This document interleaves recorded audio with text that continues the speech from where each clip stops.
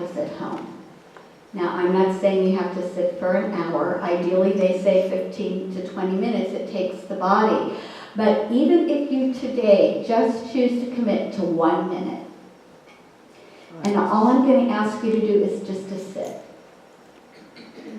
Just to sit like you are now. It's the sacred soak. It's the holy sit. It's the peaceful pause of just being. No doing. And do you know that at least 50% of meditation is in the posturing, pausing the merry-go-round and just being still so that we can know. Just a little bit at a time. So let's take that moment now. Just smile as you sit and acknowledge God. However God is real to you, whatever image that you have at this time.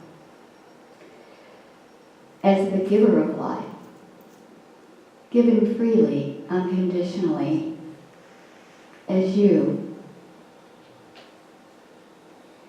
And allow our minds and hearts to be open to even a greater expansion of what that is.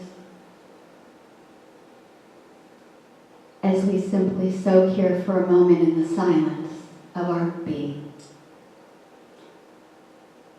With a smile.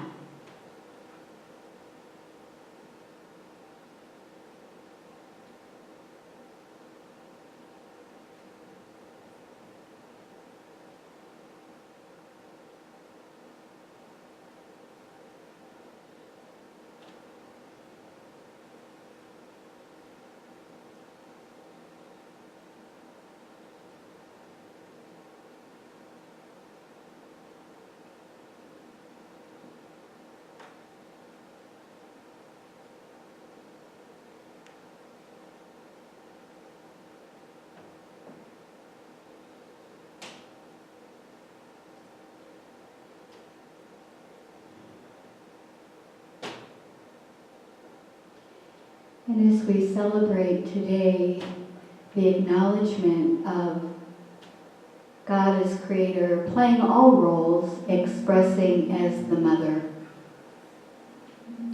let us look into each of our hearts as the divine that we are. And acknowledge all of those motherly attributes in our hearts.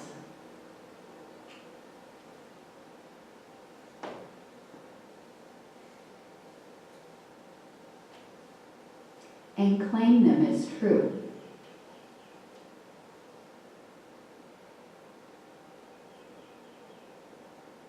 And allow them to be free to express unconditionally.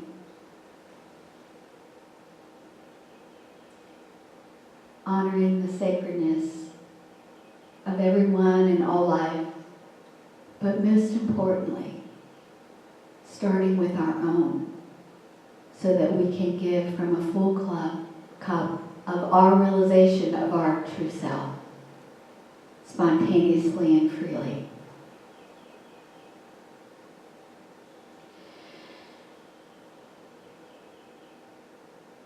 And now Carol Krista is going to read for us a little poem from Rumi in honor of those who have passed celebrating motherhood and Mother Day.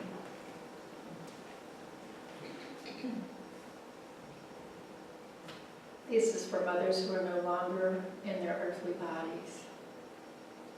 When I die, when my coffin is being taken out, you must never think that I am missing this world. Don't shed any tears, don't lament or feel sorry. I'm not falling into a monster's abyss. When you see my corpse is being carried, don't cry for my leaving. I'm not leaving. I'm arriving at eternal love. When you leave me in the grave, don't say goodbye. Remember, a grave is only a curtain for the paradise behind. You'll only see me descending into a grave. Now watch me rise. How can there be an end? When the sun sets or the moon goes down, it looks like the end. It seems like a sunset. In reality, it's really a dawn. When the grave locks you up, that is when your soul is freed. Have you ever seen a seed fall into earth, not rise with a new life? Why should you doubt the rise of the seed named human? When, for the last time, you close your mouth, your words and soul will belong to the world of no place and no time.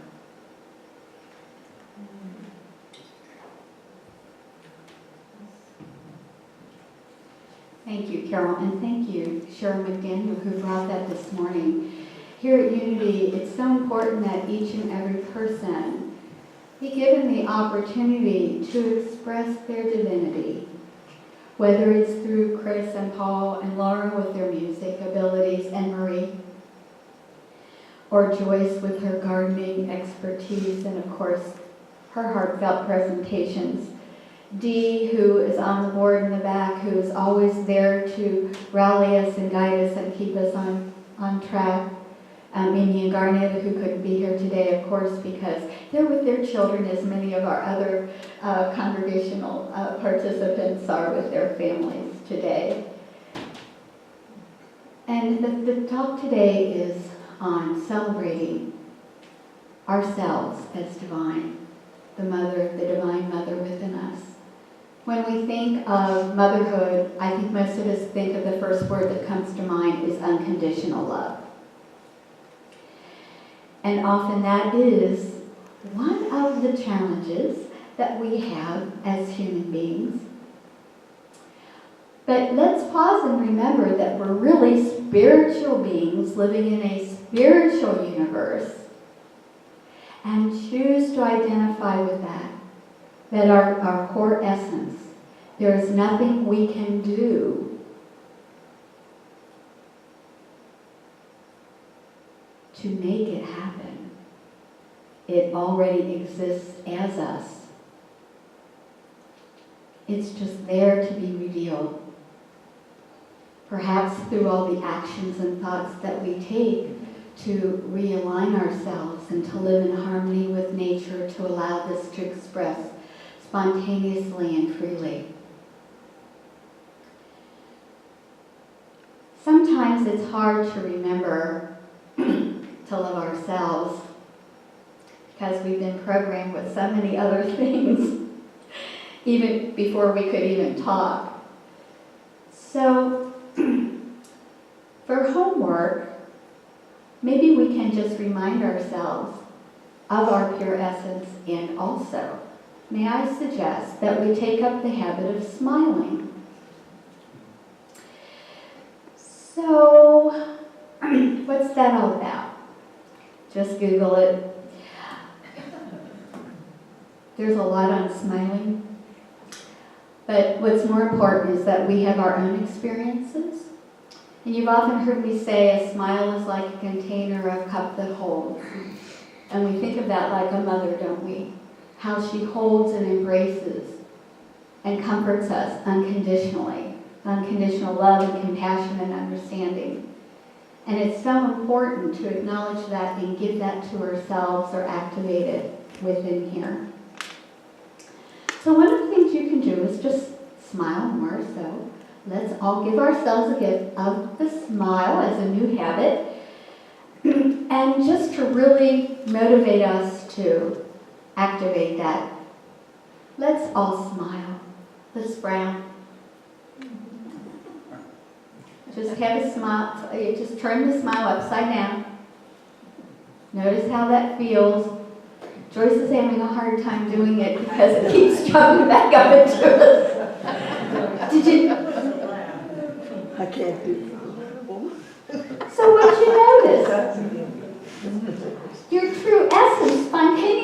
bubbles up and it goes, come on now, that's not real. That's what we want to start really identifying with.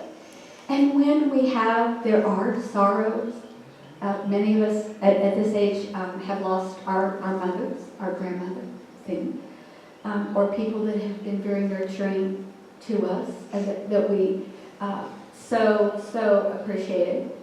But a smile like the arms will hold that sorrow, you see. And it's our chemical process of transformation. In Chinese medicine, there is the 8 steps for immortality. And in each one of them, there is the practice of what they call the inner smile. And it's kind of like the Mona Lisa smile, which it's not the ha laugh. It's this gentle inner knowing of our true essence, that we're so connected and stabilized in it that that's how we identify ourselves and allow that to express, that it holds, the smile holds all the other stuff that's not in alignment with our truth. It doesn't judge it, doesn't try to change it or fix it or analyze it. We, connected, heaven, human, earth, are just so stable in it that whatever comes our way, like the eye of a tornado, it's perfectly calm. What's ever swirling around.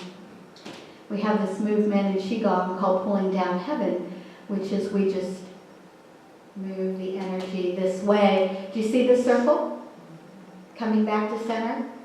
Now look a little closer. Look what happens as it comes up, right to this point. Do you see how it comes together in a peak? It's a heart. The day I observed that with such loving awareness, I had the experience that, oh my gosh, that really is me. As Paul was saying, the first rule is to love God with all your heart and all your soul, and your neighbor as yourself. The unity principle is there is only one. There is only oneness. So we recollect all of these parts of us that have scattered back home into wholeness and oneness. So getting back to the smile, we hold ourselves in that. So here's a little quick exercise. At home, when things come up and you can't remember to smile and you're having a hard day, you can of course do this movement, but just take a pencil or a pen, and when you've got that sad frown, it's okay, and put it in your mouth.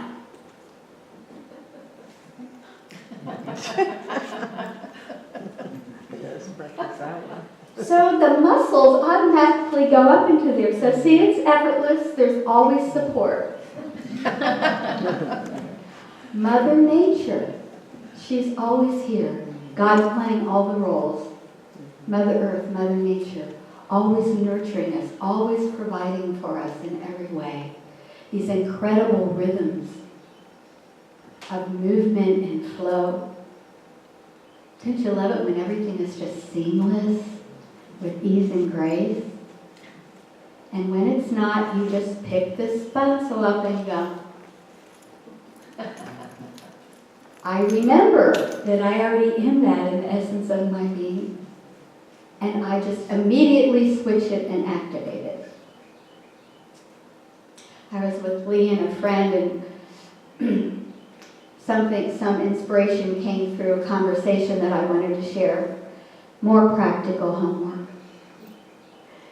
Homework meaning not that stuff we had to do before we could go outside and play after school, but an activating of a practice of self-realization. Home as an Om. We know that the Om is the source of the creative vibration from source. So as we return back to there, think on these 3 words. Attitude, latitude, and gratitude.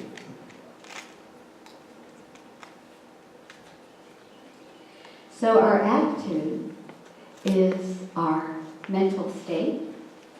I'm going to check my notes so I don't forget. It's a shift of view or a change of heart. Our heart is our essence of our being, our pure being.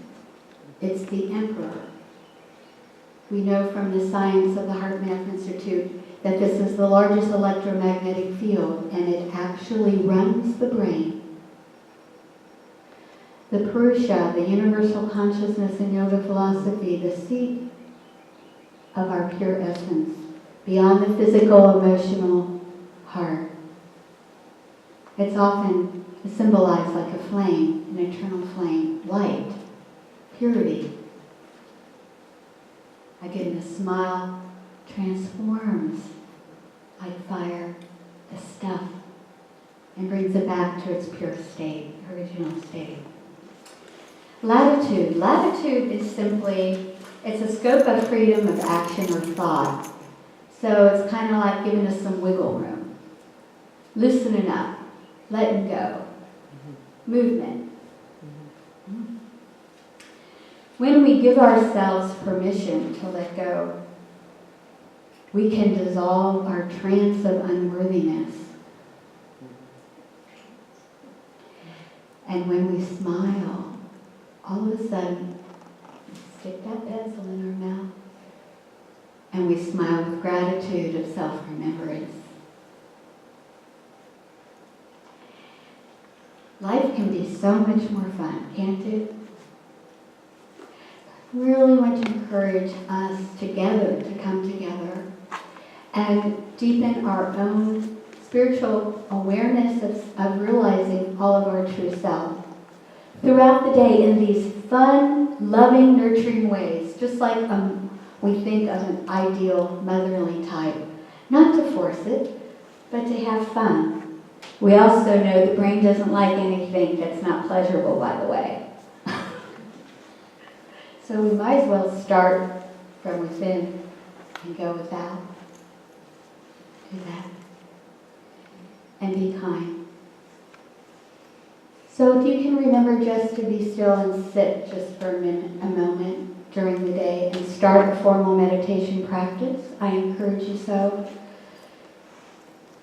And then as you're moving about through the day, to take a moment just to be still. Just a second, just to remember. Stick the pencil in your mouth if you need, and share that with a friend. And I have no doubt that you'll come up with many other ways that we look forward to having you share throughout the day. Before we conclude with a song and our final guided meditation, I thought it would be interesting to share just a few historical aspects of how Mother's Day came about. 4 women come to mind who, through what we're discussing, them being inspired by these virtues that each of us hold within ourselves, to have those honored through those that were their mentors or their mothers. And initially, the idea to have Mother's Day recognized nationally was thought of as totally absurd by Congress. Now, you could think back when this was, and with no judgment, let me say we're observing, neutrally speaking now, that all the one energy is seeking to rebalance itself. Would you agree? It used to be more patriarchal, now it's moving into honoring the feminine more, taking care of our earth, and acknowledging these virtues that we all have, but also women's place in the world, which is now starting to be honored more and more. We're shifting from that force to the surrender of the sacredness of our being. So in 1914, Congress finally passed that we could have a National Mother's Day to be celebrated. And that was President Woodrow Wilson who signed that law. And it was the diligent campaign of a woman by the name of Anne Marie Jarvis. In 1908, she actually did a celebration for her mother in her memory. Was, they think, maybe the first official. And that happened in 5 cities across the U.S. Other people had picked that up. Her mother was a school teacher, public school teacher, primary, and also a principal. She was very kind, but very stern at times, laced with a great sense of humor. She was a political activist. She was very involved in the women's suffrage movement, and she was a huge unifying force in her community, where she established what they called Mother's Day work clubs. And what they did was she advocated for more sanitary care and medical care for children, women, and especially the soldiers. So we see service here as another attribute. And her mother was the one that was accredited as the founder of Mother's Day. And this was in Henderson, Kentucky. And what she did at the school was she would have all the children gather, and she invited their mothers too. And they would sing songs, and they would read poems, and do little plays, and have flowers, and just, Paul, they probably sang songs like you write and sing for us. But she was also influenced by another woman who was, and her name was Mary Taus Sassine, who she really attributed to the originator of the idea. She had another friend whose name was Julia Ward Howe, and you know her as the writer of the Battle Hymn of the Republic. She was also a big woman suffragette, and she was a socialist. She was an American poet, and she had 6 children, and her marriage was not one of ease and grace, as we like to say. And so this was a conglomeration of just 4 women that we know, and I'm sure that idea was probably placed in the hearts of many people everywhere. But the most important is that we find it and acknowledge it within ourselves. And I like to think of the smile as one eye closed and one eye open. So I draw a heart with one eye closed and one eye open. And what that represents, when you put that pencil in your mouth, think of this. I have one eye closed to the true, pure essence of my permanent reality, that I am divine by design. And all of these virtues of purity, love, grace, compassion, humility are all the truth of me. And when I look out and see others, man, woman, child, animal, or even a situation, I choose to look to the heart, to the core of that one reality, which is also pure and whole and complete. Perhaps for that moment they have just lost their way and forgotten. But stable in my self-remembrance, I too remember for them. And like an antenna, we transmit and receive back, stable in ourselves. That.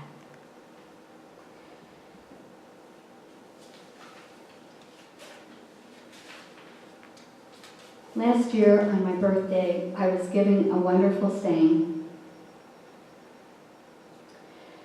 The greatest of all joys is the joy of absolutely nothing.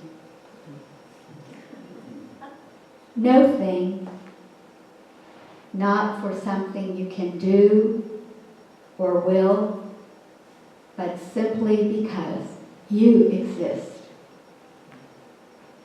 This is the joy of pure being. It is the divine mother presence of the one expressing as us. Let us celebrate it today with ourselves and everyone we meet. And now, Paul and Chris, let us sing together from our teenage days, from the Beatles. Ooh.